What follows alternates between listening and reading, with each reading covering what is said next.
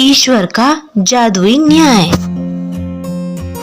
एक बार राजा कृष्णदेव का दरबार लगा हुआ था। राजा बहुत ही न्यायप्रिय था और अपनी प्रजा को बहुत ही अच्छे से रखता था, अपनी प्रजा का बहुत ध्यान रखता था। राजा के दरबार में एक मंत्री था। वह मंत्री को भगवान पर बहुत ही ज्यादा विश्वास था, बहुत बड़ा भक्त था भगवान का।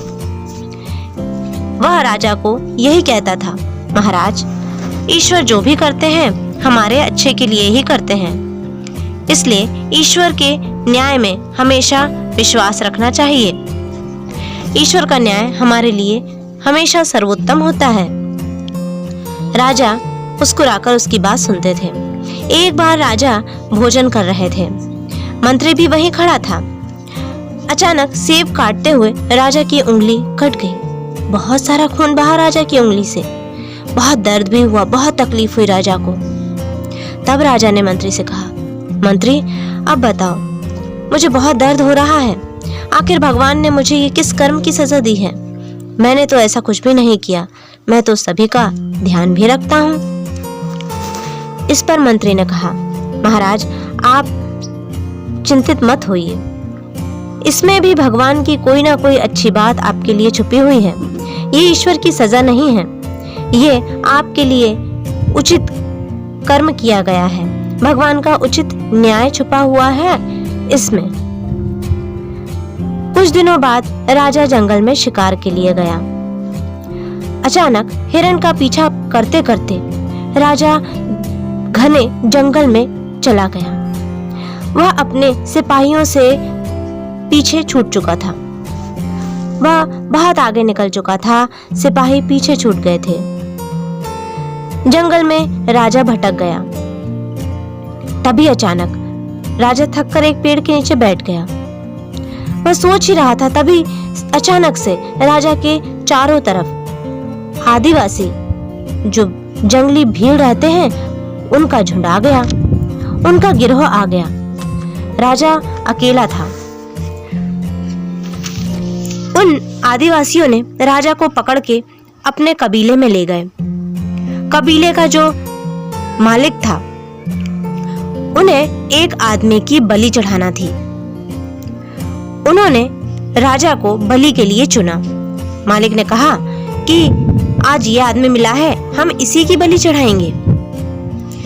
जैसे ही राजा को बलि के लिए ले जाने लगे, तभी एक आदिवासी की नजर राजा की उंगली पर गई, जो कि कटी हुई थी। उसने तुरंत अपने मालिक से कहा, मालिक, हम इस आदमी की बलि नहीं दे सकते। तब मालिक ने कहा, क्यों? हमें तो ऐसा ही आदमी चाहिए था। तब उस आदमी ने कहा, मालिक, इस आदमी की तो ये उंगली कटी हुई है, इसका अंग विक्षिप्त है, कटा हुआ है, हम इस आदमी की बलि नहीं दे सकते। उस समय राजा को अपनी उंगली देखकर बहुत अच्छा लग रहा था। उसे मंत्री की बात याद आती है। महाराज, आप चिंता मत करिए, ईश्वर जो भी करते हैं हमारे अच्छे के लिए ही करते हैं। इसमें भी आपके लिए भगवान ने कोई अच्छी बात ही सोच कर रखी होगी। आदिवासियों का जो मालिक था वह राजा को छोड़ देता है। तभी राजा अपने सिपाहियों से मिल जाता है। वह तुरंत राज्य में आता है और अपने मंत्री को सम्मानित करता है और उसे धन्यवाद देता है और कहता है, मंत्री, आज तुम्हारी बात सच साबित हुई। वाकई में ईश्वर हमेशा हमारे लिए वही करता है जो हमारे लिए उचित होता है। मैं मान गया तुम्हारी बात को।